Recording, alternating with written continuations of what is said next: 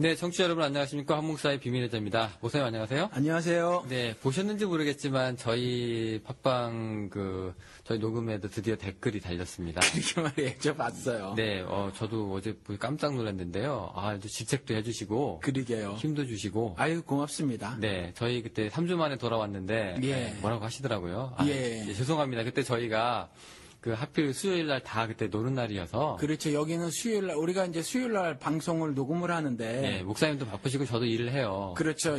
목사니까 또 크리스마스 때 뭐 이러고 저러고 해야 되고. 크리스마스 때, 그때가 이제 수요일이었어요. 네. 그리고 또 1월 1일이 수요일이었어요. 그렇죠, 그렇죠.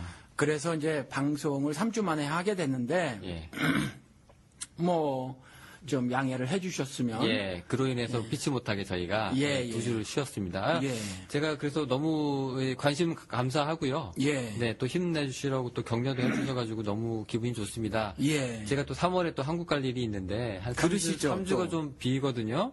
그때 또 2주, 3주예요? 3주 가세요? 3주 갑니다. 예, 원래 한 달인데 좀 거의 줄였는데. 한 달 가시네. 네, 근데 이제 아마 이 방송을 이제 끊기지 않으려면 예. 사전에 이제 미리 많이 녹화를 또 떠놓고 가면 더 좋을 것 같은 느낌이 또 드는데. 벌써 1월이 다 가는데 3월 언제 가세요? 제가 한 19일 정도? 그러면 우리가 미리미리 좀 준비를 해야 될 것 같아요. 이제 네. 한 달 조금 더 남았는데. 네네. 댓글 예. 다시 한번 감사드리고요.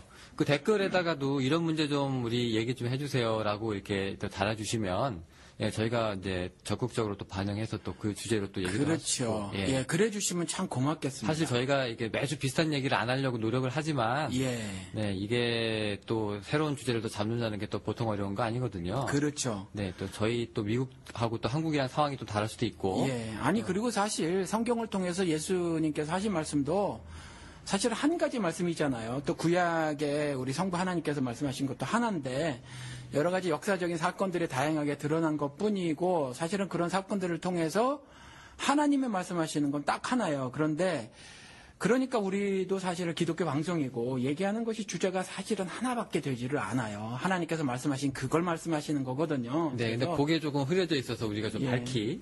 예, 그래서 좀 다양한 어떤 구약 같은 경우 역사적 사건이고 그런데 우리 지금 현재를 살아가는 현재 진행형의 역사잖아요. 사실 이러한 것들에 대해서 우리가 기독교인으로 어떤 시각을 가져야 할까? 우리 방송 제목이 비밀 해제인데 성경은 하나님이 성경을 비밀이라고 말씀해 놓고 있잖아요. 고린도 전서나 로마서 이런데 그밖에 구약에도 그렇고 그러니까 사실 이미 공개된 비밀이고 해제된 비밀인데 그럼에도 불구하고 성경적인 시각을 잘 갖지 못하시는 분들이 많이 있거든요. 그러니까 물론 이제 완전하지 않고 충분하지 않을 수도 있지만 그런 것들에 대해서 우리가 어떤 기독교인으로서의 어떤 시각을 가져야 하는가, 어떤 윤리관을 가져야 하는가라는 이렇게 물음을 좀 댓글에 달아주시면 우리가 조금 더 성경도 좀 연구하고 말이죠. 네, 그렇습니다. 그래서 좀 우리가 방송을 진행해 나갈 수 있을 것 같아요. 예, 저희가 왜 굳이 이걸 이제 언급을 하냐면 저희가 받은 첫 번째 이제 피드백이니만큼 네, 이제 조금 더 이제 청취자분들하고 좀 소통을 좀 하고 싶어서 그런데요. 네, 저희가 이제 하고 싶은 얘기랑 또 듣고 싶은 분들의 주제랑 좀 너무 동떨어지면 안 되니까. 그렇죠. 네, 이 부분을 조금 이제 얘기를 해주시면 저희가 그 갭을 없애는데 굉장히 큰 도움이 될 것 같습니다. 예. 네. 뉴스를 보니까 조용기 목사의 5년 구형이 됐습니다. 아직 선고가 내린 건 아니지만. 예, 그렇죠. 네, 목사님 그 기사 읽어보셨죠? 예, 읽어봤어요. 보통 사회적으로 거물인 사람들은 그 정도 안 맞거든요. 아시잖아요. 재벌들 그렇게 횡령 배임 사건에 휘말려도 그리고 증거가 다 드러나도 끼케야 구형 2년 이러고 나중에 집행유예 혹은 심지어 기소유예 선고유예까지 다 받거든요. 아니면 들어갔다고 하더라도 다 보석으로 풀려나고 병보석으로 이렇게 되는데 휠체어 좀 앉아주시고 그러면. 예. 근데 구형이라 할지라도 5년인 것은 이런 사회적 거물에게 5년을 구형했다고 하는 건 그만큼 사안이 중대하다. 네. 이렇게 인식을 하고 있는 것으로 보여요. 네, 상징적인 의미가 좀 있는 건가요? 예. 네, 그렇게 보시는군요. 조용기 목사 이번에 5년 구형하는데 조용기 목사한테만 얘기된 게 아니라 예. 아들 조혜준 씨인가요? 아유, 이전부터 사실 조폭들하고 연계되고 사건 사고가 많았어요, 사실 역사적으로. 네. 예. 근데 이번에 그 이제 120억인가요? 그 배임하고 그 문제하고 예. 네, 그 있습니다. 근데 그 변호사 얘기 중에 제가 이렇게 기억이 나는 게 하나 있는데 예. 한국을 알린 이 대표적인 사람이다. 예, 네. 예. 저도 그 얘기. 사실 저도 그 싸이처럼 그렇게 했다라는 거죠. 네네. 사실 저도 여기 예. 그 말이 사실은 사실입니다. 왜냐하면 사실이죠. 한국 사람이라 그러면은 기독교인이라 그러면 너 데이빗 조용기 아냐 항상 예. 이렇게 물어보거든요. 그렇죠. 네, 그럼 안다. 근데 뭐 그게 어떻게 보면 그 당시에는 이제 좀 뿌듯했을지 모르겠는데 예. 요즘에는 이제 너 조용기 아냐 그러면 굉장히 창피할 것 같아요. 그렇죠. 네, 근데 이걸 가지고 이제 한국을 대표했으니까 조금 예. 이제 면피해달라. 예. 네, 요거는 어떻게 보세요, 이런 건? 그게 뭐 굉장히 웃기는 일이에요. 사실 재벌들도 그런 말을 많이 하는데 한국 경제 성장에 지대한 공헌을 하였으므로 이렇게 항상 판사들이 얘기를 하면서 이제 풀어주거든요. 네, 한국 경제 성장에 지대한 역할을 한 사람들은 역사는 아시다시피 생산 다중이 주체거든요. 국가의 주인도 국민이고요. 그래서 뭐 우리는 역사 관점이 항상 태종태세 문단세하면서 지도자들에게 이렇게 맞춰져 있지만 사실은 생산 다중이 역사 주체인데 한국 경제 성장에 결정적 역할을 한 사람들은 공순이 공돌이란 이름 아주 치욕적으로 말을 들으면서 제가 미국에 올 때까지만 해도 산업재해에 단 한 건도 그 법률적으로 그 이렇게 어떤 보상을 받고 그런 판결이 없었어요. 그만큼 그러한 열악한 상황에서 그 노동력을 착취당하면서 그 일해왔던 생산 다중들이거든요. 여러분들 아시겠지만 뭐 정책 세운다고 다 부자 되나요? 이 세상에서? 그 정책도 우리나라 같은 경우는 뭐 박정희가 세운 것도 아니고. 그런 사람들의 공을 이제 지도자들이 다 그렇죠. 채간다는 다 얘기죠. 채간 거죠. 사실은 일선에서 일한 사람들이 누군데 그렇잖아요. 그러니까 뭐 그런 말은 재벌들이 말하는 것도 웃긴데 뭐 기독교인이 그렇게 말을 하는 건 뭐 아시잖아요. 그 이렇게 너희들이 이미 상급을 받았느냐. 이 세상에서 이렇게 자기 업적을 자랑하고 하면요 천국에서 상이 없어요. 그러니까 신앙인으로서는 그게 신앙이 있다면 그렇게 할 수 있는 말이 아니거든요. 그 이분은 그럼 너무 많이 상을 받으셨네요. 그렇죠. 너무 많이 누리셨고, 그렇죠. 너무 그런 많이 건- 가지셨고. 예, 그런 건 말이 되질 않죠. 네, 뭐 한국 이렇게 따지면은 그죠? 그 유승준 씨도 한국을 많이 알렸으니까 예, 우리가 배제해야 되는데 아직도 용서를 못 받고 있잖아요. 그렇죠. 국민정서상. 그러니까 우리는 항상 이중잣대가 있는 것 같아요. 분명히 말씀을 드리는데 우리 기독교인들의 행함은요 업적이 되어서는 안 돼요. 네. 업적이 되어져서 안 되고 또 뭐 그냥 한국을 알리기 위한 것이 신앙인의 삶이 아니거든요. 네, 그렇습니다. 예, 그러니까 그런 말은 신앙인의 입으로 변론한다고 하면서 하는 말 치고는 좀 수용하기 힘든 말이죠. 네, 좀 무리가 있죠. 예. 지금 문제가요. 지금 우리 그 달라스에 예. 31일 날, 예. 네, 금요일 날인데 여기 광고를 잠깐 하나 하겠습니다. 이게 표창원 전 경찰대학교 교수를 강연회가 있지 않습니까? 그렇죠. 예, 그 달라스 여기 미주 희망연대도 있지만, 예. 그 달라스 쪽에 이제 우리 황 목사님께서 거기 또 이름을 또 올리고 계십니다. 예. 초청에 뭐 그냥- 추천 정도 되는데. 그냥 탁 얘기하세요, 그냥. 네. 그 전에도 문성근 씨도 한번 우리가 초청했었고요. 예. 네. 문성근 씨가 그 미주 여러 도시의 순회 강연회를 할 때 달라스를 방문하기를 원하셨어요. 그 비서진을 통해서. 네, 작년 봄이었습니다. 예, 그래서 뭐 저는 문성근 씨를 개인적으로 알지 못해요. 그런데 모셨고 그래서 모셔서 강연회를 했고요. 이번에도 이제 뭐 참 이번에 기쁜 일인데 그래도 저는 기독교가 다 죽진 않았구나 싶은 게 샌프란시스코에서 그 어느 신학교에서 공부하고 계시는 목사님들하고 전도사님들이 이제 초청을 하신 거예요. 주최자가 되고. GTU도 하고요. 예, 네네. 그리고 우리 이제 미주 희망연대가 제가 이제 미주 희망연대 달라스 지역 운영위원입니다. 그런데 뭐 이런 시민 단체예요. 미국에 있는 시민 단체인데 아무튼 이제 그 미주 내에 17개 어떤 시민 단체를 아우르는 어떤 낮은 연대감을 가진 어떤 시민 단체인데 여기를 통해서 이제 연락을 주고받게 됐고 그래서 미주 그 어떤 투어 강연회 같은 거 그런 거를 이제 하게 된 거예요. 그래서 서로 여러 각 지역의 시카고, 뉴욕, 워싱턴, 우리 달라스, 뭐 샌프란시스코 뭐 이런 데서 있는 사람들이 서로 의논을 나누고 그래서 17번으로 뭐 좀 비행기표 값도 좀 마련하고 호텔 값도 좀 마련하고 식사대도 좀 마련하고 해가지고 그래가지고 이제 이 일을 갖게 된 거죠. 네, 그때 오셔가지고 이제 또 좋은 말씀 해주실 건데요. 예. 제가 이제 이 얘기를 이제 광고 삼아서 이제 드리는 말씀은, 예.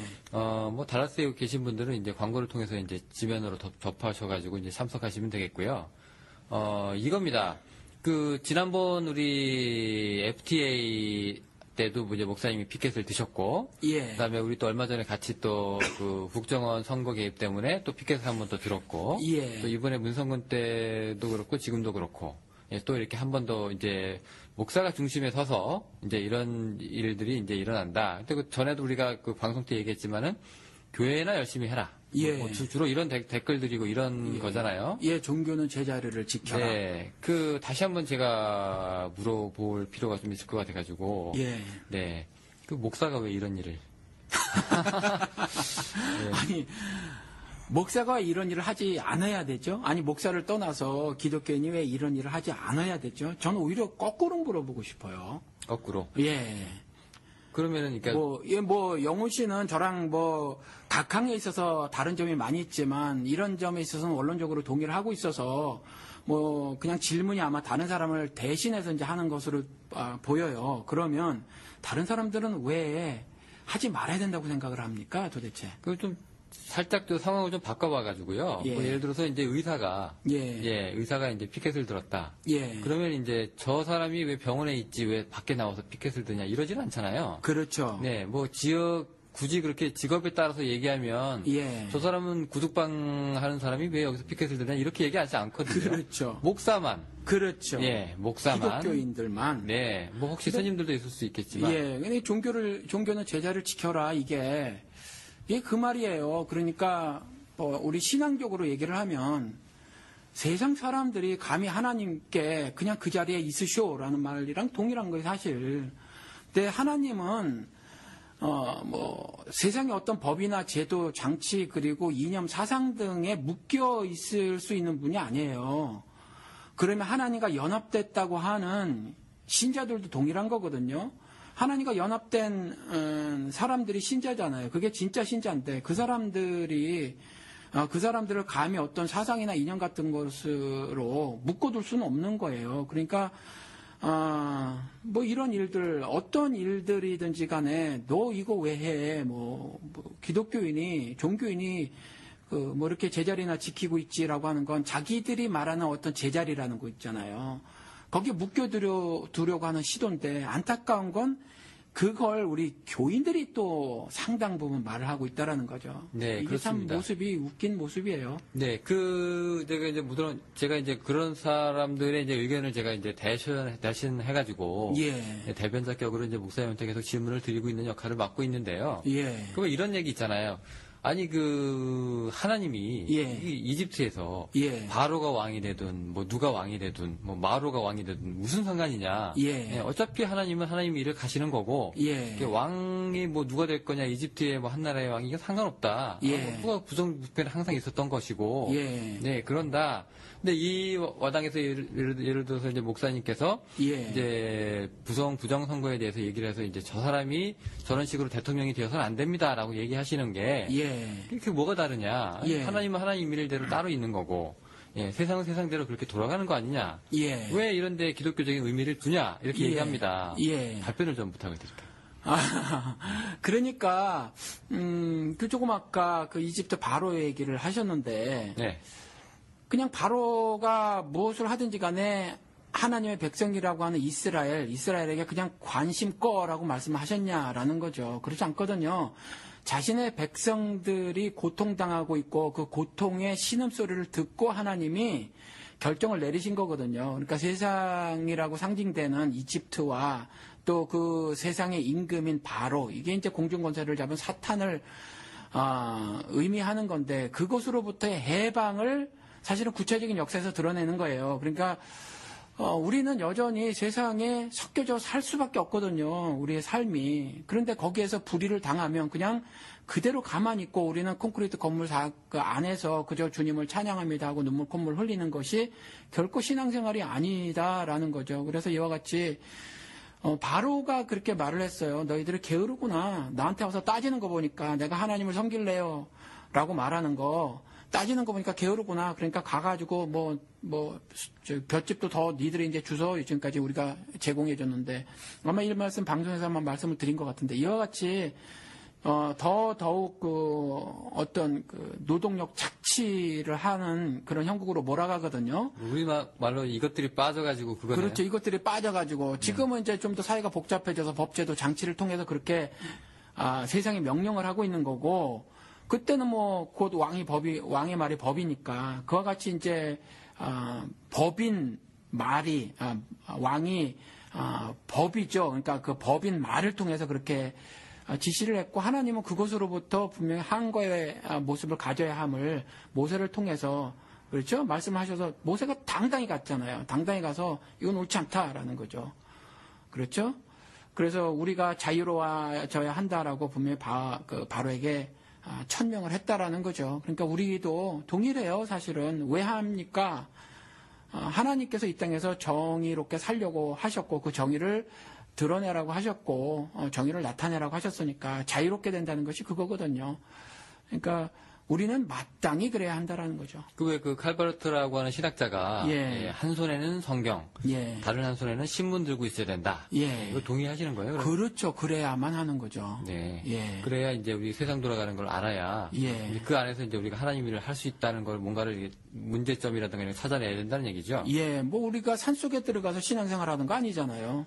그렇습니다. 네. 근데 이거 지금 우리가 처음에 이제 조영기 목사로 이제 이 얘기를 시작을 했는데 이게 개인의 일탈로 보기에는 조금 문제가 있는 게 있어요. 그렇죠. 그러니까 조용기에 지금 있게 된 건 전 조금 이렇게 성경에 관심을 갖게 된 20여 년 전 그때부터 이제 신학을 잘 몰라도 조용기 목사의 그 삼중 축복이라는 것이 좀 이상하게 느껴져서 그때부터 좀 이렇게 비판을 가하기 시작했는데 그때까지만 해도 저는 이제 감히 그런 일을 네가 할 수 있는가라는 어떤 정신적 린치를 당했었어요. 그런데 조영기 목사의 현재가 있게 된 건 사실 다수의 지지 때문인 거거든요. 다수의 지지. 그렇기 때문에 어떤 그 죄에 대한 거, 지금 조영기 목사의 이런 횡령, 배임 이런 것들 있잖아요. 그 밖에도 수많은 지난번에 나비 부인 그런 것처럼요. 그런 도덕적인 범죄라든가 이런 것들, 이런 게 조영기 개인의 문제인가 좀 더 우리가 좀 잘 생각해 봐야 되는 것이 과연 성경에서 죄를 개인적인 죄로만 국한해서 말하고 있는가 좀 어떤 사회적 측면에서의 죄도 생각을 해봐야 된다는 거죠. 그러니까 조용기 씨의 사건을 우리가 처음에 얘기를 했는데 이것이 단순히 조용기 개인의 그 범죄 차원에서 해석되어지고 이해되어져야 하는 것은 아니다라는 생각이 든다라는 거죠. 그 사회적인 측면의 죄라고 하면은 이제 뭐가 있을까요? 조영기라고 하는 이 시대의 이 죄인을 만들어낸 기독교의 구조적인 모순 아니면은 이런 문제인가요? 아니면은 그렇죠. 사회에서 벌어지는, 그러니까 교계 내에서 벌어지고 있지 않다고 하더라도 사회에서도 동일하거든요. 예를 들어서 우리 한번 저번 때 자살의 그 죽음에 대해서, 그렇죠. 의로운 죽음에 대해서 말을 하면서 자살하는 수많은 사람들이 사실은 스스로 목숨을 끊었지만, 흔히 사회적 타살이다라고 말을 한다, 이렇게 말을 했잖아요. 이와 같이 사회에서도 그런 건데, 예를 들어서 학교에서 폭력을 당한 끝에 정말 괴로워서 죽음을 선택한 어린 아이들이 있단 말이에요. 그런데 이제 어느 날 방송 프로그램을 보니까 말이죠. 이 가해자 학생들과 피해자 학생들을 한꺼번에 몰아놓고 심리치료를 하겠다. 그러면서 어디 폐교가 된 시골에서 말이죠. 거기를 이제 장소 확보를 한 다음에 거기서 숙식을 하면서 말이죠. 이러저런 이제 하는 걸 보았어요. 그러면, 이런 것들을 보았을 때, 과연, 이러한 현상들을 우리가 직면했었을 때, 그 아이, 그러니까 그 폭력을 가한 아이, 또 폭력을 당한 아이, 개별적 사건으로 봐야 하는가, 아니면, 어떤 폭력을 가한 아이들에게 어느 날 어느 판사가 이렇게 얘기를 했었을 때, 우리 어른들의 책임이다라고 말한 것이 있거든요. 우리 어른들이 그냥, 그저 어떤 수단과 방법을 가리지 않고 어떤 사회적 높은 위치를 거머쥐고 차지하고 어떤 비겁한 수단과 방법을 가리지 않고 그렇게 한 것들을 보고 자란 아이들, 그 아이들이 그런 것을 배웠다라고 이렇게 말을 하는 거죠. 그래서 그 아이들의 그러한 일들이 단순히 그때 모여서 심리 치료를 하려고 했던 그 개인적 죄로만 보아질 것이 아니다.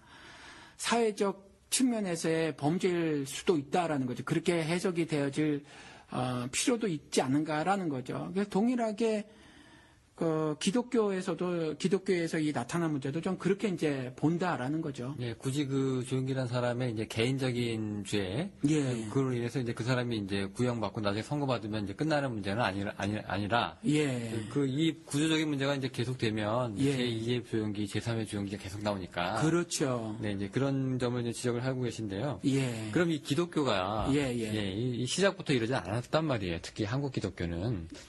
우리 옛날 보면은 믿음의 선진들이라고 그래가지고. 예. 네, 굉장히 우리가 자랑스럽게 여기는 부분도 있잖아요. 뭐, 삼일운동이랑 그렇죠. 뭐, 관계도 있다. 그렇죠. 또 신앙을 지켰다. 그렇죠. 뭐 여러 가지 뭐, 좋은 얘기도 있고. 제가 또 그렇죠. 하나 듣고 있는 미담은 그냥 신학생인데. 예. 그냥 지나가다가 당신 여기 뭐 하는 사람이요? 그래서 내가 신학교 다니는 사람입니다. 그러면, 잘 됐네. 여기 들어와서 내 가게 좀 봐주셔. 예. 저를 어떻게 믿고 그랬더니, 신학생이면 되지 뭐.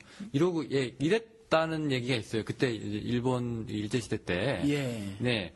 근데 지금 보면은 그렇지 않죠. 지금 상황이 이제 완전히 이제 뒤집어졌는데, 언제부터 기독교가 이렇게 험악한, 종교가 되었을까요? 사실 얼마나 많은 불량인가는 제가 역사에서 충분히 그러니까 역사를 충분히 공부를 하지 않아가지고 잘 모르겠어요. 그런데 양극단은 계속 있어 왔다라는 거죠. 그러니까 우리나라 기독교가 캐톨릭까지 포함하면 200년 이렇게 말을 하지만 우리 기독교, 그러니까 개신교라고 하는 기독교만 보면 한 100년 남짓돼요. 조금 넘는지 아무튼 그런데 사실은 이전에는 기독교세가 굉장히 크질 않았죠. 작았을 때에 신앙의 절개를 지켰던 사람, 예를 들어서 일본 강점기 시절에 신앙의 절개를 지켰던 사람 수가 적잖아요. 그렇죠? 예. 그리고 신사참배를 적극적으로 유도했거나 아니면 적어도 그냥 마지못해 따라갔던 사람까지 포함하면 그 사람들이 절대 다수였거든요.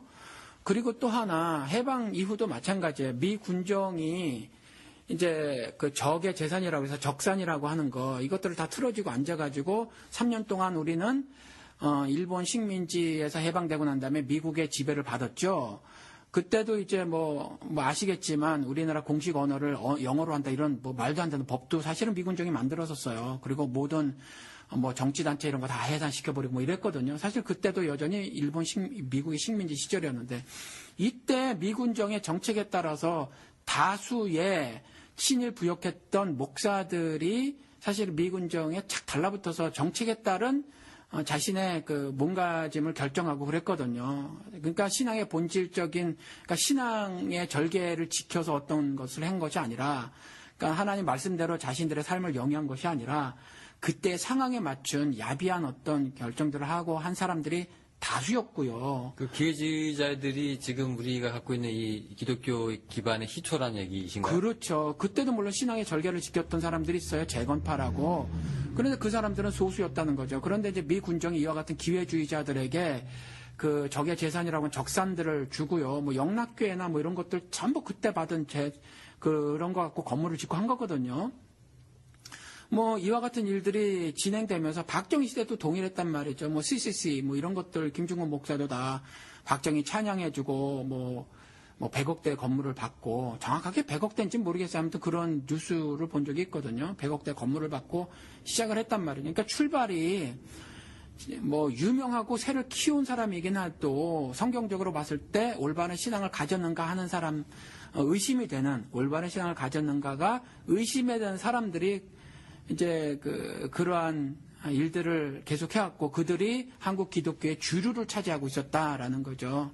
그래서 이제 이러한 일들이 계속 진행돼 왔고 그러한 것들이 현재의 기독교의 이와 같은 참담한 결과를 만들지 않았는가 이렇게 생각이 든다라는 겁니다. 네, 그리고 그 당시 우리 교회 분위기도요. 예. 성도들이 이제 교회 안에서 이제 저 목사님이 얼마나 설교를 잘하는지, 예. 얼마나 교회를 부흥시키시는 분인지, 인격적으로 훌륭한지, 뭐 이런 거는 체크하지만, 예. 저 사람이 얼마나 뭐 미군령에 협조를 했는지, 예. 뭐 저 사람의 뭐 철학이 뭔지, 예. 가치관은 뭔지 이렇게 따지고 들지는 않잖아요. 그렇게는 하질 않았죠. 네네. 예. 지금도 마찬가지지만. 지금도 동일해요. 네, 예. 그 설교 좀 잘해가지고 우리 교회 더 키우실 분이 누구냐. 예. 네, 그리고 뭐 글로벌 세계에 맞게 뭐 국제화된 감각이 있으신 분이 필요하다. 예. 이 뭐 돌려 말하면 영어 잘하는 분이라는 얘기거든요. 예. 유학파. 예. 네, 뭐 이런 조건들인데 예. 이제 이런 스펙을 따지지만 결과적으로 우리가 봐야 될 건 그게 아니다. 예. 그리고 더 나가서는 다수의 교인들이 원했던 건 이제 내가 마음속으로 사실 실질적으로는 그걸 육신적인 탐욕이라고 하는데 그것들을 채워주는 말씀들을 많이 했던 그런 목사들에게 집중했거든요. 사실 우리 그 방송은 실명을 대니까 우리 삼환인가요? 네, 명성교회. 예, 그 목사님 같은 경우도 WCC 때 대놓고 이제 박근혜 정책을 지지한다 이랬는데 이분 같은 경우 그 유튜브 그 비디오 클립을 보니까 이런 말을 했어요. 교회를 개척했을 때 자전거를 타고 다니면서 새벽 기도에 25명만 나오게 간절히 기도하고 돌아다녔는데 하나님이 딱 25명 채워줬다. 이거 봐라. 그리고 또 기도했는데 또 기도하기를 이제 하나님 50명만 보내주세요. 이랬다는 거예요. 그랬더니 그 다음에 또 50명 탁 채워서 보내주셨다네.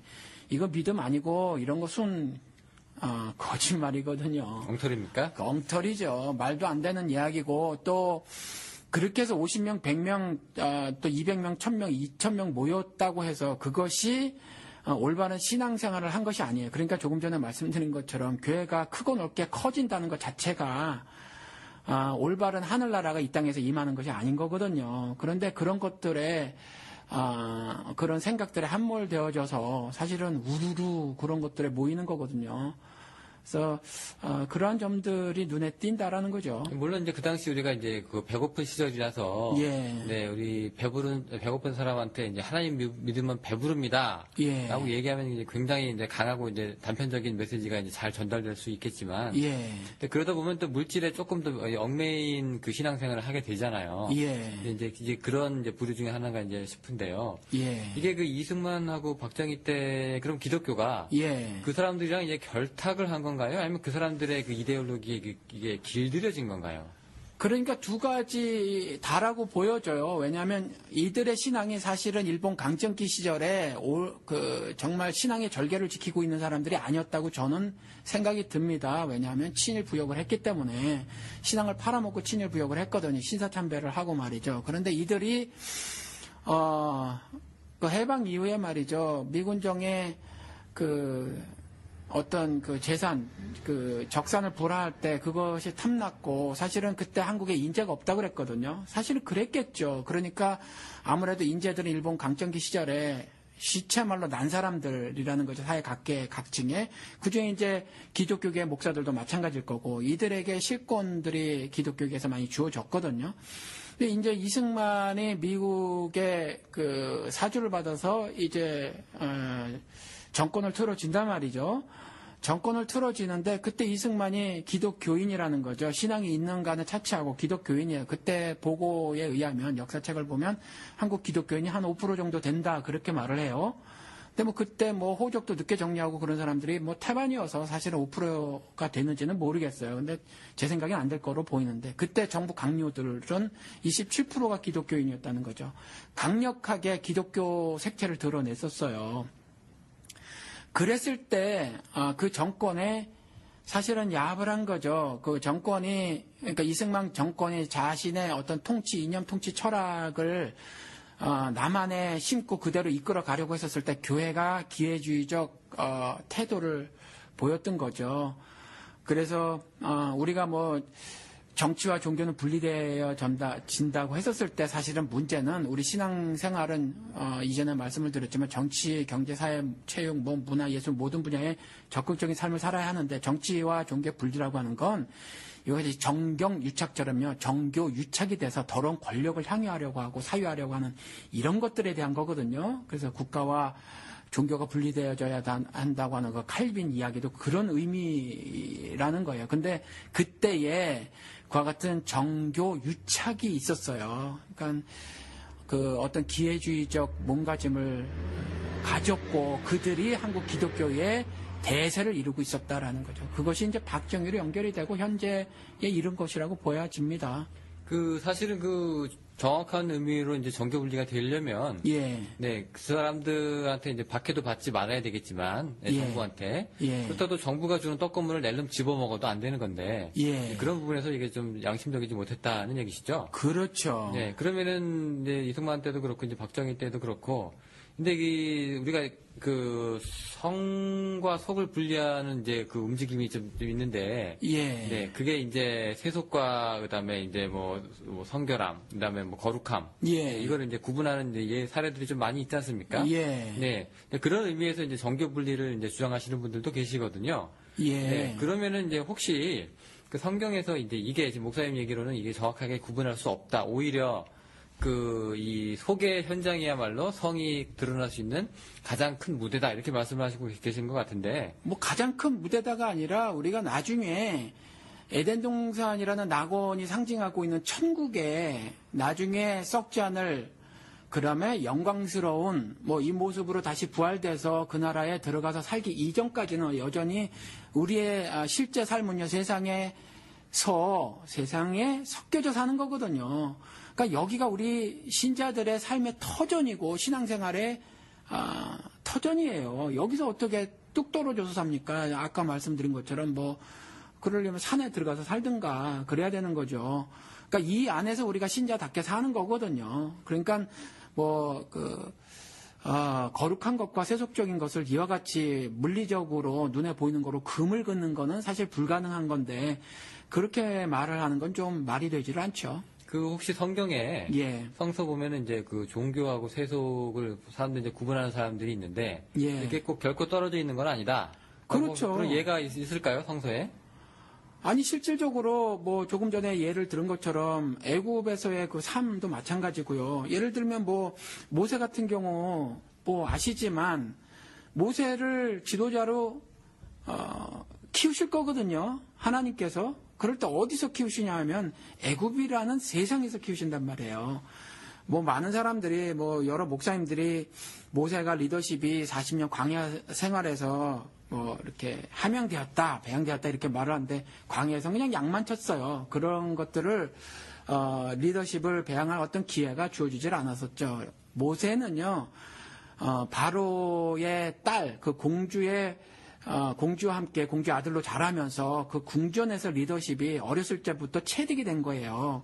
그러니까 이스라엘을 인도에 내시기 위한 리더가 필요하셨고 그 리더를 키우심에 있어서 세상 한복판에서 키우셨다는 거거든요. 그러니까 이렇게 구분해가지고 이렇게 딱 떨어져서 이렇게 말을 할 수 없어요. 이게 한 예가 될 수 있을 것 같아요. 네, 그러니까 모세라는 사람이 어디서 천국에서 떨어진 사람이 아니라 그렇죠. 네, 아주 그냥 광야에서 양도 치고 그렇죠. 네, 궁중에 들어가가지고 예. 거기서 이제 온갖 뭐 기술이라든가 그렇죠. 그다음에 뭐 문화라든가 이런 접한 그렇죠. 네, 그런 이제 사람을 이제 데려다 쓰셨다. 예, 거기에서 애굽이라는 세상의 그 문화도 봤을 거고 윤리도 봤을 거고 또 세상 임금의 통치 철학도 봤을 거고 통치 방식도 봤을 거예요. 이러한 것들을 다 보고 배우고 몸으로 체득한 이후에 이때에 어떻게 하나님의 부름을 받은 종으로서 어떤 몸가짐을 해야 하는가 이미 자라나면서 이제 체득된 것이 있고 결국 최종적으로 하나님과 단판 씨름을 벌이면서 네 가지 objection을 하잖아요. 그래도 난 못 가요. 뭐 이런 이제 하나님과의 대화를 통해서 그 다음에 결국 가게 되고 말이죠. 그 위에 변치 않는 그 리더로서의 책무를 다 감당하거든요. 그러니까 그런 것들을 우리가 보면 우리가 세상이라고 말하는 것에 육신적으로 따로 딱 분리돼서 살 수가 없고 하나님은 결코 그런 식의 삶을 요구하시지 않는다라는 거죠. 그건 불가능하니까 우리가 뭐 육신과 영혼을 따로 떼어서 살 수 있는 게 아니잖아요. 그렇습니다. 옛날에도 그 SNF라고 하는 사람들이 그렇죠. 또 수도원 생활 하시는 그런 종파들이 예. 이제 성속을 이제 분리하면서 그렇게 살기도 했었었는데요. 예. 근데 오늘날 교회는 이제 그렇게까지는 얘기를 안 하는데 예. 근데 우선순위로 얘기를 하는 경우도 좀 있더라고요. 예를 들어서 이제 1순위, 2순위 그래가지고 예. 1순위는 이제 영혼의 구원, 예. 2순위는 이제 그 다음에 뭐 그 다음 일, 뭐 복지라든가 뭐 교육이라든가 예. 뭐 의료라든가 뭐 이런 걸로 이제 얘기를 하는 사람들도 있어요. 예. 그럼 이제 이런 부분도 이제 우리가 이제 생각을 좀 해봐야 될 텐데 예. 예를 들어서 우리가 이제 표창원 교수 예를 들어가지고 할 때 이건 어떻게 보면은 1차원적인 일은 아니잖아요. 이게 표창원 교수가 와가지고 뭐 달라스에 믿는 사람이 뭐 1000명이 더 생겼다 이런 건 아니거든요. 그렇죠. 네, 어떻게 보면 이거는 이제 강연이고 예. 또 문화나 뭐 정치나 어떻게 보면 뭐 일깨움이나 각성 이런 문제거든요. 예. 그런데 이런 알아서 그러면 1차가 아니니까 이건 2차적인 문제다, 부수적인 문제다. 예. 이렇게 생각을 하시면 그거랑 또 목사님이 갖고 계시는 목사직이랑 또 연결이 안 되는 수도 있어요. 그렇죠. 그러니까 이렇게 정리를 저는 하고 살아요. 뭐 이 말씀에 그러니까 수용을 하시든지 제 말씀을 수용을 하시든지 아니면 이제 아마 대다수의 기독교인들은 수용을 하지 않으시겠지만, 그런 것들을 통해서 지금 표창원 교수를 우리가 초청을 했는데 이러한 일들을 통해서 이 밖에 수많은 다른 조금 전에 말씀드린 것처럼 제가 이 말씀 참 많이 쓰는데 우리 삶의 모든 영역을 통해서 말이죠. 그러한 삶의 모습들을 통해서 영혼 구원을 하는 거예요. 하나님의 뜻을 드러내는 거죠. 그것 따로 이것 따로가 아니라는 거죠. 그러니까 뭐 어떻게 하시겠어요. 영혼 구원이라는 걸 따로 똑 떼어가지고 그런 사람과 분리돼서 영혼 구원에 관한 일을 한다. 이게 어떻게 가능하겠느냐라는 거죠. 예수님도 동일하게 시장 어귀에서 그 말씀을 전했고 자신을 대적하는 유대인들 한복판에 뛰어들어가서 그 일을 하셨던 거거든요. 그러니까 예수님이 언제 뭐 자기 제자들만 따로 모아놓고 그들하고만 이렇게 시간을 보내셨냐라는 거죠. 절대로 그렇지 않거든요. 그러면은 이제 굳이 표창원 교수가 달라스에 오셔가지고 예. 그 강연하다가 여러분 그래도 예수 믿으셔야 됩니다라는 얘기 한마디도 하지 않아도 예. 이 강연 자체가 예. 이 정의를 바로 세우는 의미라면 예. 네, 그게 이제 하나님이 사역이 될 수 있다. 그렇죠. 네. 근데 그렇게 또 보수적인 사람들은 또 그렇게 얘기를 하지 않고요. 네. 야, 만약에 그렇게 되면은 예. 우리 교회에서 예. 얘기하는 목사님의 설교랑 예. 시장판에서 이거 내 물건 하나 더 사달라고 하는 그 사람들이랑 예. 그 외침이 똑같게 된다. 예. 뭐 이렇게 얘기하시는 분들도 있을 것 같아요. 그렇죠. 그거 어떻게 생각을 하세요? 두 가지 말씀을 드릴게요. 그것에 대해서. 모세가 아니라 욥 같은 경우는요. 욥이 이제 하나님 말씀을 듣지 않죠. 니느웨는 욥이 있었던 자리에서 동북 쪽에 있죠. 근데 니느웨로 가라고 했는데 저쪽 서쪽 스페인 다시스로 가려고 한단 말이죠. 그래서 배를 타요. 그런데 그때 막 크게 바람이 불어가지고 배가 깨질 것 같다. 이렇게 이제 기록을 보면 욥이래네. 요나죠, 요나. 제가 요나입니다. 이렇게 작고 네네. 청취자 여러분들 이해해서 좀 들어주시기 바랍니다. 초기 치매가 왔는지 말이죠. 죄송합니다. 아무튼 요나가 그렇게 가려고 했는데 크게 바람이 불어요. 근데 그게 하나님이 내리셨다고 했거든요. 근데 그 무대가 어떠냐면 그 배라는 어떤 한 무대가 뭐냐면 다 이제 이방인들이에요. 이방인들인데 대풍이 불어요. 어떤 큰 일이 벌어지는 거죠. 그때 요나가 잠을 자요. 그러니까 교회가 이제 잠을 자고 있다고 이렇게 그 부분을 좀 해석을 해도 될 것 같아요. 하나님의 백성이 잠을 자고 있으니까. 그런데 이때 일이 도대체 무슨 일인가? 우리 세상에서 벌어지고 있는 이 일을 어떻게 이해해야 하는가라고 이방인들이 고민을 하는 거예요. 그 선원들이. 그랬을 때 제비를 뽑았어요. 제비를 뽑는다는 얘기는 제비를 뽑았더니 요나가 이제 뽑혔거든요. 제비를 뽑는다라는 의미는 지금도 이제 그렇게 하면 안 돼요. 이제 이전에 하나님이 그 일을 하게 하신 이유는 그 제비를 한 번 뽑았든 10번 뽑았든 100번 뽑았든 그건 하나님의 절대 주권적 역사에 따라서 무조건 요나가 뽑힐 거예요. 그러니까 제비를 뽑는다는 건 사람의 생각을 거기에 담지 않는다는 거거든요. 제비를 뽑았더니 요나가 뽑혔어요. 요나가 뽑혔는데 요나가 뽑혀서 어떻게 될 거냐면 바다에 던져져서 죽임을 당할 거란 말이죠. 죽임을 당할 거예요. 이런 거거든요. 그러니까 이와 같이 이방인 선원들을 통해서 하나님이 자신의 뜻을 드러내시는 경우가 있어요. 그것에 대해서 욥은 깨달았어요. 나중에. 그래서 스스로 던지라고 하거든요.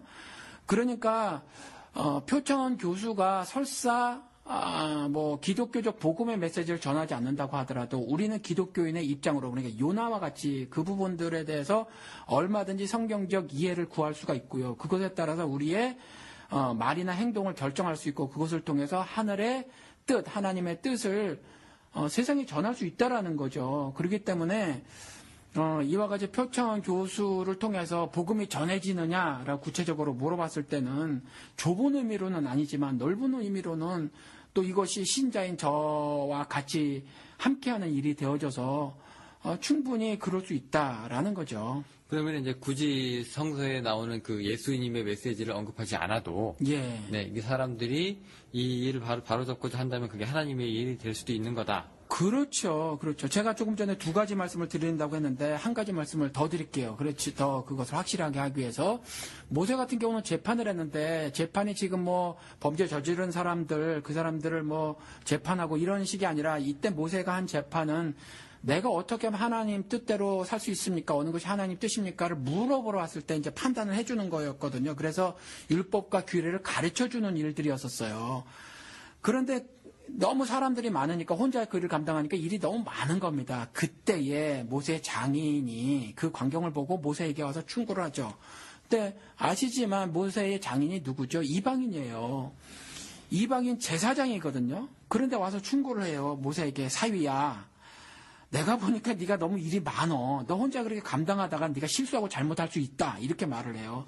그래서 네가 하나하나 그러지 말고 아예 백성들에게 그 규례와 율법을 가르쳐라. 그래서 그들이 스스로 행할 수 있도록 해라. 이렇게 말을 하고 이게 첫 번째 충고고 두 번째 충고는 뭐냐 하면 네가 다 할 수 없으니까 그 일이 너무 많다라는 거죠.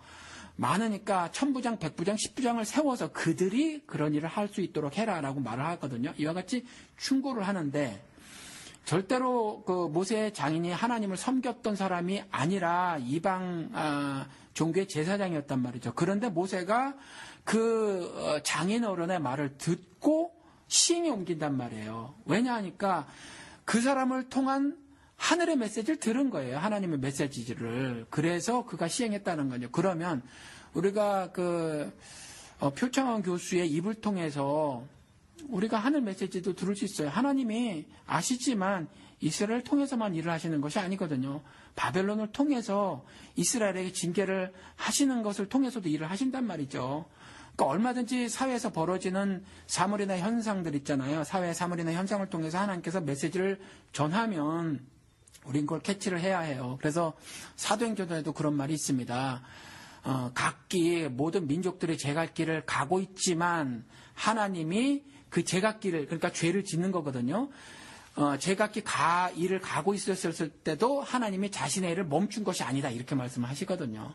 그러니까 우리가 그런 것들을 통해서 하늘 메시지를 충분히 깨닫고 거기에서 모세처럼 그와 같은 결정을 하고 우리가 신앙적인 행동을 할 수 있다라는 거죠. 그러면 이제 문성근이든 뭐 장호준 목사든 예. 표창원 교수든 간에 예. 달라스에 이제 그 강연자로 오시는 이 분들의 목소리를 예. 우리 신앙인들이 이제 들을 때 예. 이제 그 저런가 보다 뭐 이렇게 듣는 게 아니라 예. 그러니까 하나님이 저 사람을 통해서도 우리한테 말씀을 하고 계신다. 예. 뭐 그러니까 저렇게 하는 것이 하나님의 뜻이구나. 예. 뭐 이렇게도 이제 들을 수 있다는 얘기가 되는 건가요? 뭐 그렇지는 않겠죠. 그렇지는 않겠지만 정의라고 하는 거 있잖아요. 물론 사회적 정의와 성경에서 말하는 의는 조금의 차이가 있어요. 그렇지만 상당 부분 공통분모를 갖고 있거든요. 그러면 정의는 우리 신앙인들도 알지만 그것이 하늘 것이거든요. justice라고 하는 거. 그 다음에 righteousness라고 하는 의라는 거 있잖아요. 이것이 하늘 것이거든요. 사람의 것이 아니에요. 인간들의 것이 아닌데 표창원 교수의 입을 통해서 전해지는 그 정의에 대해서 들을 거란 말이죠. 그리고 그것들에 대해서 저는 또 이번에 이 일을 하는 주체자로서 마이크를 잡을 거란 말이죠. 그 정리를 지난번 문성근 대표 왔을 때도 정리를 잠깐 제가 했듯이 정리를 한 것은 아니고 그냥 이것이 단순히 세상에서 흔히 벌어지는 그런 강연회 중에 하나가 아닌 것 조금이라도 그렇게 표시를 냈단 말이죠. 또 제가 하루 종일 2박 3일 동안 문성근 씨와 함께 지내면서 그분에게 기독교인으로서 기독교의 메시지를 전했고 말이죠. 그래서 그분이 조금이라도 그 말을 알아듣기를 소원했고 그걸 얼마나 들었는지 모르겠어요. 아무튼 그렇고 표창원 이번에 교수도 오시면은 또 하루 종일 같이 있어야 하잖아요, 제가. 그때 그런저런 저는 이제 신자로서의 입장에서 대화를 나눌 거라는 거죠. 그래서 뭐 그가 어느 정도 또 저의 그 메시지를 조금이라도 다만 1%라도 수용을 하면 그가 전하는 말들 가운데 혹시 참고를 할 수 있는 것들이 있지 않을까. 뭐 아셨는지 모르겠지만 제가 나눈 말 중에 일부를 문성규 씨도 그때 강연에서 하셨거든요, 조금. 그러니까 그럴 수 있어요. 그러니까 우리가 그런 의미에서 이해를 했으면 참 좋겠다라는 겁니다. 네, 또 제가 그 말씀 들으니까 또 기억이 하나 나는 게요. 예. 제가 지금 한왕상 교수로 기억을 하고 있는데, 예. 그 노무현의 죽음은 순교다라는 그때 발언을 한번 하셨었거든요. 예. 이게 네, 우리 보통 교인들은 받아들이질 못할 말이죠. 그렇습니다. 이분이 지금 예수 믿다가 죽은 것도 아니고요. 그렇죠. 예수를 전하다 죽은 것도 아니고요. 그렇죠. 네. 그런데 순교다. 네. 근데 예. 이분이 얘기하는 이 순교라는 의미가 이제 뭐 영적인 것도 있고 뭐 여러 가지 의미가 있겠지만, 순교와 다름없다고 얘기한 이유는요. 이제 예. 이분이 결국 그 평생의 삶이 이제 독재나 예. 민주사회를 위해서 이제 한 건 이 사람이 이제 자기 몸을 내던져 가지고 예. 자기 쪽 사람을 살리고 예, 예. 네, 뭐 어떻게 보면 그 모함과 다름없는 그런 뭐라고 해야 될까요? 경찰 혐의들이잖아요. 예. 네. 그런데 이제 그걸 다 던지고 이제 죽음으로써 이제 그걸 갖다가 많은 사람들에게 폐를 끼치지 않기 위해서 스스로 몸을 내던졌다, 뭐 이런 얘기가 되는데, 예. 목사님은 개인적으로는 노무현에 대해서 뭐 그렇게 뭐 호불호가 뭐 정확하신지는 모르겠습니다만 그렇게 좋아하지 않는 걸로 알고 계신데, 아니요. 그분의 인성은 참 좋아해요. 되게 정책적으로, 예, 네네. 그분이 하신 일은 저는 뭐 예. 많은 걸 별로 좋아하지 않습니다. 동의하지 뭐 90%, 않으시니까. 예, 90% 이상이 그분이 한 일 중에서 예를 들어서 국정원이라든가 검찰을 독립시킨 거, 물론 도로 다 갖다 바쳤지만 그런 일 빼고는 나머지 부분은 제가 거의 동의를 하지 않아요. 네. 예. 근데 이제 노무현의 죽음은 순교다라고 하는 이 부분이 예. 굉장히 사회적으로 파장이 당시 좀 있었던 이유가, 예. 네, 왜냐면은 이게 정치인하고, 예. 네, 그다음에 영적인 의미의 그 최고의 그 영광이라고 하는 순교하고 지금 이게 결합된 말이라서 그렇거든요. 또 목사님 입장에서는 이 노무현의 죽음이 순교라라고 하는 이런 입장에 혹시 동의를 하고 계시는지 좀 궁금합니다. 저도 이제 그 말씀은 지금 영훈 씨 예를 통해서 처음 듣는데, 뭐 좁은 의미로는 결코 그분의 죽음이 순교는 아니에요. 왜냐하면 순교는 그야말로 그 예수의 11 제자나 아니면 초대교회의 뭐 서문학의 폴리캅 같은 경우 정말 신앙의 절개를 지키다가 아니면 복음을 전파하다가 죽은 게 순교거든요. 그런데 좀 넓은 의미로 생각을 해보면 조금 전에 말씀드린 것처럼 뭔가 그들의 그러니까 모세 이전 즉 율법이 있기 전에는 양심에 따른 삶을 살도록 하셨거든요, 하나님께서. 그러니까 깨지기는 했어도 하나님이 자신의 형상과 모습을 지은 것이 인간이어서 양심이라는 것들을 갖고 있거든요. 한국말은 이제 양심이라고 하는데 사실은 본성이라는 거죠. 미국 단어에는 양심 이런 거 붙잖아요. 본성이죠. 이 본성 가운데 그 하나님의 선하심 같은 것들이 흔적으로 남아져 있는 것들이 있어서 이것들이 작동되는 수가 있어요. 그러니까 노무현 대통령 같은 경우는, 전 대통령 같은 경우는 그와 같은 부분에 예를 들어서 그가 머리로 고안해낸 여러 가지 정책들은 제가 보기엔 악한 것들이 너무 많았어요, 사실. 뭐 FTA나 뭐 예, 신자유주의를 정말 전폭 수용한 거, 물론 김대중 정권 때 그런 물꼬를 텄지만 그걸 전폭 수용한 것들은 정말 심각한 문제점을 한국 사회에 야기를 시켰고, 뭐 빈부격차를 너무 노골화 시킨 뭐 이런 것들 있잖아요. 이것들의 그 원인을 제공했어요, 사실 노무현 대통령이. 그런데 그분의 정말 뭐 예를 들어서 인권, 자유, 우리 기독교인의 핵심이 존 스타트 목사님 말씀에 의하면 저도 동의를 합니다만은 자유거든요. 죄로부터의 자유, 해방 이거거든요. 그런데 그 죄로부터 자유롭게 된다라는 거는 의롭게 된다 이 말이거든요.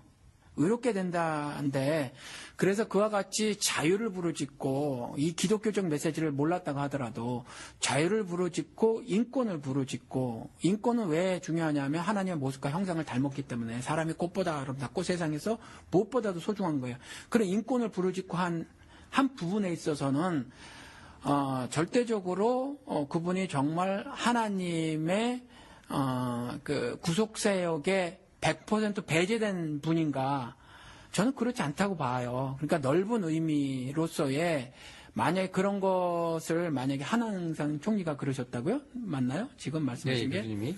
예, 전 총리께서 말씀하신 게 그런 광의의 넓은 의미의 순교라고 말을 했다라면 저는 그렇다면 동의를 해요. 네, 그런 의미에서는 동일한. 예. 그러면은 이제 조금 더 포괄적으로 적용을 해가지고요. 예. 네, 그럼 뭐 전태일 우리 그 노동법 법전 들고서 이제 같이 이제 분신하신 그 전태일 씨 있잖아요. 예. 네, 이런 분들도 그러면 이 예. 자기 한번 버려서 이제 남을 살리고자 예. 이 법에 대한 이 문제들을 이제 악하다. 예. 예, 그 지켜지지 않는다. 예. 이런 걸 이제 이런 메시지를 던지시고 이제 가셨잖아요. 예. 이런 분들도 그러면 순교다 할 수 있을까요? 그렇죠. 전 그렇게 동일합니다. 그래서 그분의 죽음을 통해서 사회에, 그러니까 노동계에, 뭐 노동계라고 조그맣게는 국한시키지만 사회 전체에 그 사회 정의가 사실 많이 실현되는 기폭제가 된 거거든요. 그러니까 참 듣기 싫은 말이지만 이전에 뭐 프랑스 혁명 때도 그랬고 영국에서도 뭐 산업혁명 이후에도 그랬고 사실은 무의도식하는 세 부류의 성직자가 꼽혔거든요. 왕족하고 귀족들하고 성직자가 꼽혔어요. 이런 무의도식하는 그룹에. 그런데 저도 지금 그런 점들이 현대 한국 기독교에서도 좀 그렇지 않은가. 왜냐하면 목사는 일하면 안 돼. 뭐 이런 것들이 한국 기독교에 있잖아요. 그러니까 사실 이런 것들이 부끄러운 말이 되어져야 하는데 왜냐하면 성경에 그런 컨셉이 없기 때문에 바울도 일을 했고. 근데 이럴 때에 정말 몸을 던져서 자기를 산화함으로 그와 같은 사회에 메시지를 전했단 말이죠. 무의도식하려고 하는 정말 치졸한 아주 사악한 생각들이 기독교계에 있었는데 오히려 믿지 않는 사람들이 이와 같이 어떤 그와 반대, 그 무의도식한 사람들이 노동자를 그때 뭐 프랑스 혁명 때나 뭐 영국 같은 경우에서 탄압을 했었단 말이죠. 굉장히 탄압을 했었는데 그 탄압에 그 실 권력을 가지고 있었던 사람의 결탁한 그 종교인들, 그때는 기독교인들이거든요. 근데 무의도식하고 있었던 그 사람들이 기독교 지도자들이 노동자들을 탄압했었거든요. 근데 오히려 그 기독교인이 아니었던 사람들이 그 이제 어떤 사회 정의를 실현하는데 앞장섰단 말이죠. 한국 같은 경우 전태일 씨 같은 경우가 그러한 대표적인 인사인데 그분 같은 경우의 죽음이 그러면 기독교인 입장에서도 넓은 의미로 순교라고 해야 되지 않겠느냐라는 거죠. 사회 그만큼 정의가 그분으로 인해서 실현이 되었으니까. 그러면 제가 질문 한번 살짝 바꿔서 다시 예. 여쭤볼게요. 예를 들어서 이 하나님께서 역사를 이끌어 가시는데 사람을 쓰시잖아요. 예. 근데 이렇게 하나님께서 이 역사를 이끌어 가실 때 이게 소위 자신이 그리스도인이라고 믿고 고백하는 사람들 통해서 이 역사를 이루어 가시는지 아니면은 그거하고는 상관없이 하나님의 뜻대로 살고 행하는 사람들에 의해서 하나님 뜻이 이루어지는지 굳이 구분을 좀 하고 싶거든요. 예, 구별은 좀 합시다. 네. 뭐 해야 해요. 왜냐하면 우리가 좀 신학적으로도 이해를 해야 하니까 네. 좀 구별을 분명히 하십시다. 네, 그러니까 예를 들어서 교회 안에서 예. 하나님 우리 딸 뭐 수능 잘 보게 해주세요. 우리 뭐 아들 뭐 결혼 잘하게 해주세요. 예. 교회 안에 갇혀가지고 계속 그 기도만 하시다가 70살 돼서 이제 돌아가시는 분도 있고, 예. 하나님이 그런 분들을 움직여서 이 사회를 움직이시느냐, 예. 아니면 이제 금방 얘기했던 전태일 씨나 이런 사람들 같이, 예. 그냥 뭐 교회 나와서 뭐 기도 한번 하지 않은 사람들이지만, 예. 이게 정말 뭐 사람 사는 세상이 이따위냐, 예. 얘기해서 이제 분노를 표출하고 메시지를 전달하는 사람을 통해서 예. 하나님께서 일을 하시는지, 예. 제가 좀 목사님한테 좀 묻고 싶거든요. 예. 이거 구분을 해야 합니까? 어떻게 될까요? 예, 그러니까 분명하게 구약 시대를 보면 이스라엘을 통해서 하나님은 자신의 뜻을 드러내셨어요. 이스라엘을 통해서. 그렇죠. 네. 그리고 신약 시대를 보면 교회를 통해서 드러내십니다. 그러니까 교회? 여기서 교회는 본질적 의미의 교회예요. 그러니까 예수 안에서 하늘 신앙을 갖고 있는 사람들, 그러니까 지역 교회에 요한계시록에 나오는 실제 지역 교회들 있잖아요. 이 지역교회의 교인이지만 하나님의 신앙을 갖지 않은 자들 있잖아요. 그런 자들을 포함하고 있는 지역교회가 아니라 본질적 의미에서의 교회, 그 교회를 통해서만 하나님이 구원사역을 펼치십니다. 그러니까 교회에게 열쇠를 주셨어요. 그래서 세상에서 열 수 있고 풀 수 있는 권한을 교회에게 주셨죠. 그래서 이 말씀은 뭐냐면 하늘에 복음의 메시지는 그 복음을 이해하고 있는 본질적 교회인 성도들을 통해서만 전달하신다는 거죠. 그걸 이해 못한 사람은 그게 안 되죠. 그런데 그렇다고 해서 사회를 개혁하고 변화시키는 것에 하나님이 그 밖에 교회, 본질적 교회인 거듭난 자들 이외 사람들, 사회를 사용하지 않으신가? 그거는 또 아니라는 거죠. 그건 또 다른 이야기라는 거예요. 그래서 우리가 표창원 교수라든가 아니면 문성군 대표 같은 사람들과의 합력을 반드시 교회는 해줘야 한다라는 거죠. 조금 전에 모세가 이도로의 말을 들었던 것처럼 궁극적으로 모세를 통해서 자신의 뜻을 이뤄 나가시지만 제가 표창원 교수의 영향을 받을 수가 있고요. 문성군 대표의 세상 지혜 지식을 얻어 들을 수 있다는 거죠. 그러니까 뭐 저는 잘 모르잖아요. 목사로 사니까 성경 읽는 시간을 아무래도 더 많이 읽고 뭐 저는 뭐 그밖에 다른 책들을 읽으려고 애를 쓰지만 아무래도 그분들에 비해선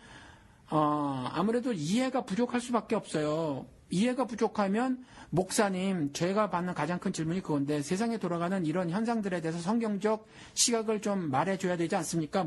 목사님이 말해주면 누가 말을 해줍니까? 목사님들이 안 해주면.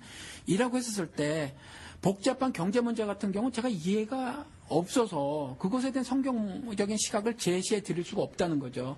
정치도 마찬가지거든요. 그러니까 그런 것들에 있어서는 제가 얼마든지 그 표창원 교수와 같은 사람들이라든가 문성근 씨 같은 사람들의 어떤 지식이나 지혜들을 제가 얻어들을 수가 있어요. 그리고 그런 것들에 대해서 제가 성경적인 어떤 그 관점을 가질 수가 있고 말이죠. 또 그러한 만남들을 통해서 사회 영향력 있는 사람들과의 만남을 통해서 또 그러면 그런 이야기를 듣고 저는 성경적인 시각으로 그분들에게 이야기를 전달해 줄 수 있고 또 그분들은 성경적인 시각을 혹시 동의를 하게 되면 그것들을 말할 수 있고 전 또 저에게 주신 그 활동 영역이 있으니까 그것들을 통해서 전 또 말을 할 수 있고 전달할 수 있고 하늘의 복음을 뭐 이런 거라는 거죠. 자, 그럼 이제 제 질문은 그러니까 뭐였냐면, 예. 그 제가 지금 목사님 대답을 제가 듣고 생각을 해보니까 그 양쪽 다일 수 있다는 얘기가 좀 들리는데요. 예를 들어서 내가 기독교인입니다라고 예. 이제 그 교회 생활하고 신앙 생활 하시면서 예. 이제 그렇게 이제 뭐 선교도 나가시고 예. 이런 사람을 통해서도 하나님께서 쓰시고 예. 역사를 하시고 예. 이제 교회 다니지 않고 스스로 내가 기독교인이 아니 뭐라고 얘기를 안 하지만 예.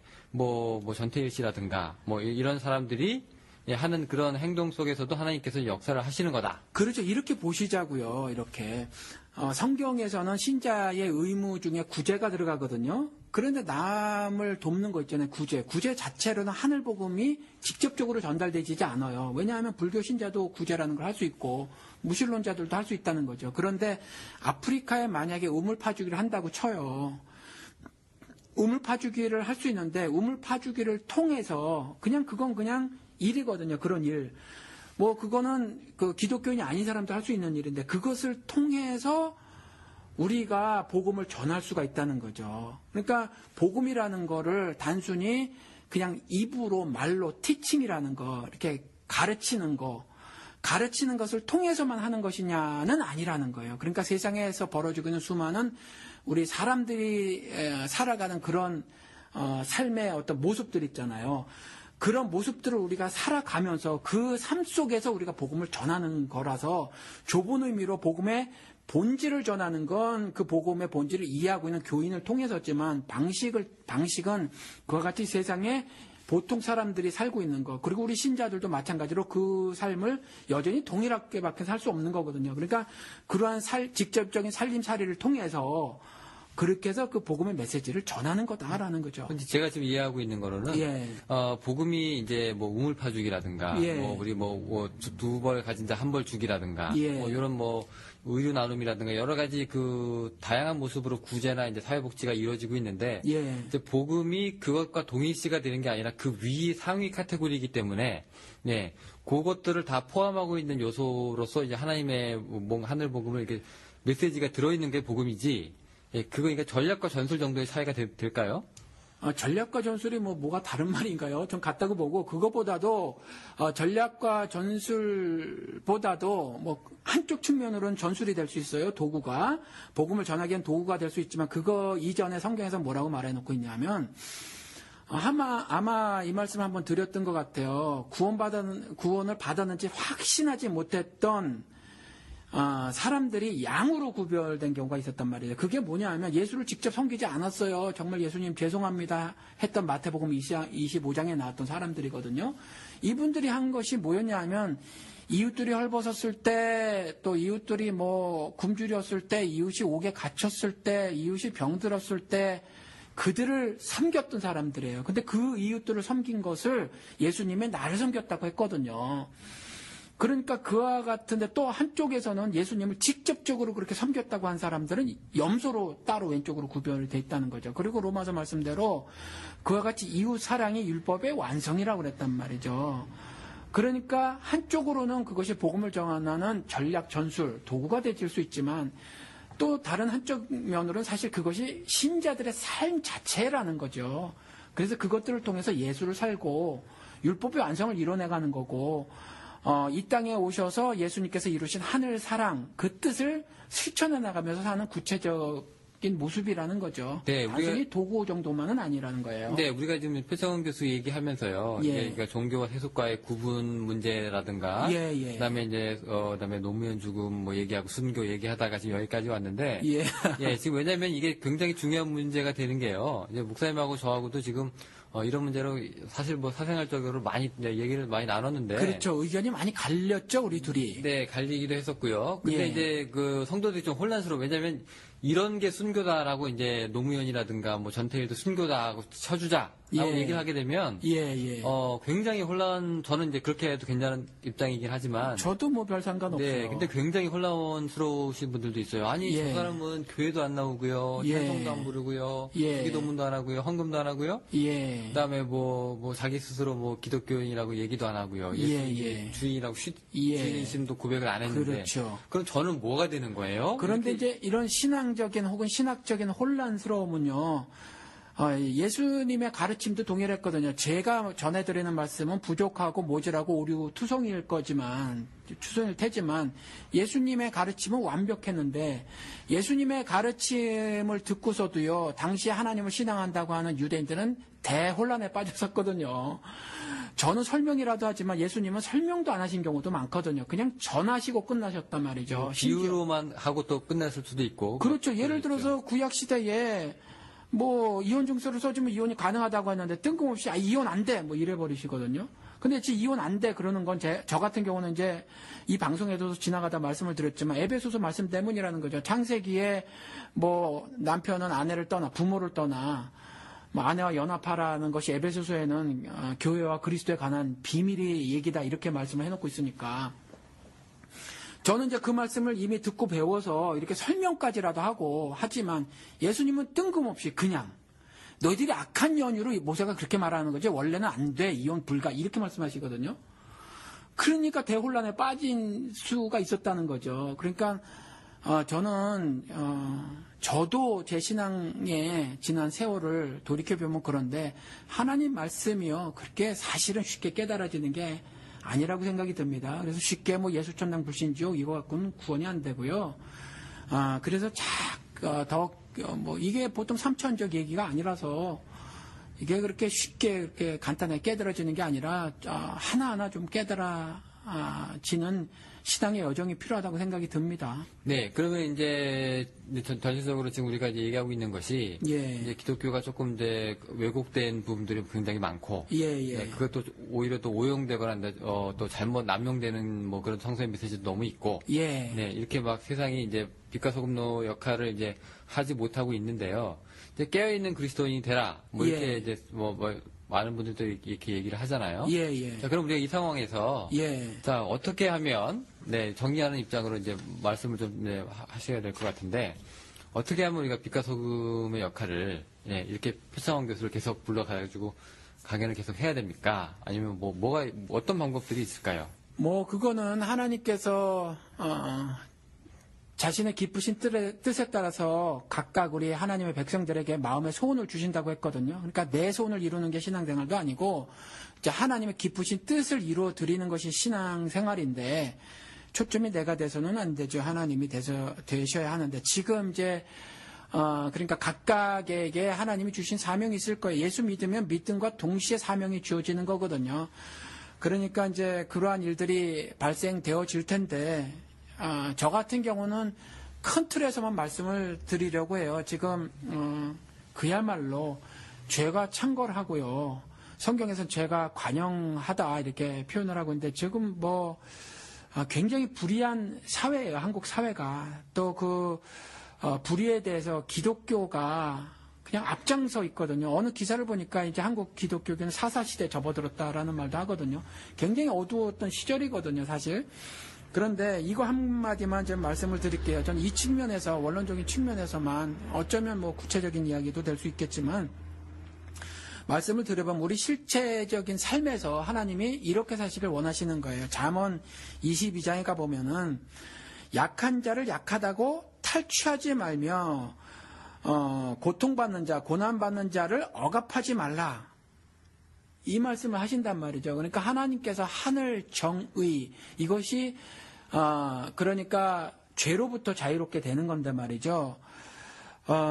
이와 같은 그 삶의 왜곡, 오류, 뭐 부조리한 상태에서 벗어나게 하는 구체적인 모습을 하나님은 어떤 것들을 말씀하셨냐면 이와 같이 약하면 사회적 린치를 당하거든요. 사회적 학대를 당해요. 솔로몬의 전도서 고백에서도 그렇지만. 그런데 그렇게 하지 말라는 거예요. 약한 자의 것을 탈취하지 말라는 거죠. 이번에 우리가 지금 방송 처음에 조용기 목사 이야기를 했지만 뭐 기사에 의하면 정확히 모르죠. 한 5천억 정도 일가가 가져갔다고 하는데 그게 뭐 가난한 사람도 있단 말이에요. 그 사람들이 정말 11조라는 불법적인 그것이 실사 좋은 설령 실제로 좋은 신앙생활인 줄 알고 그렇게 했단 말이죠. 어려워도 막 고소까지라도 해야 된다. 뭐 하나님 것을 도적하는 것이라고 그렇게 오해를 하셔가지고 그렇게 했단 말이죠. 그렇게 이제 강제를 하고 말이죠. 그런데 그게 약한 자를 약하다고 탈취한 거거든요. 그렇게 하면 안 되고 또 고난받는 자를 억압하는 행동이었다는 거죠. 그리고 직접적으로 하진 않았어도 이와 같이 세상 권세를 쥔 자들에게 기독교에 이와 같이 영향력 있는 사람들이 결탁을 하는 거죠. 정교 유착이 돼버리는 거죠. 그건 분리해야 되는 거죠. 그래서 함께 하나가 돼서 이와 같이 고난받는 자를 억압하거든요. 또 하나 잠언서 또 24장에도 가보면 재판할 때에 낯을 보아주는 것이 옳지 못하느니라 이런 말이 있어요. 그러니까 외모를 존중하는 거거든요.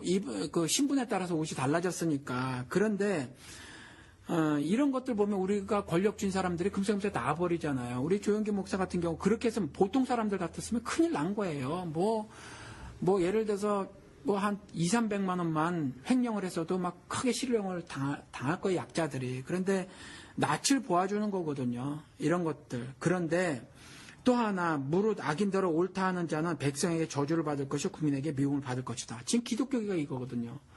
이와 같이 악인대로 옳다 하고 있으니까 기독교가 개독교가 된 거거든요. 그러니까 백성에게 저주를 받을 거고요. 국민에게 미움을 받을 거예요. 지금은요. 저는요. 예수가 말하면 파수로 매주를 쓴다고 믿고 살지만 얼마 전에도 어떤 분하고 대화를 나누는데 콩으로 매주를 쓴다는 식의 말을 해도 안 믿어요. 왜? 제가 기독교인이기 때문에.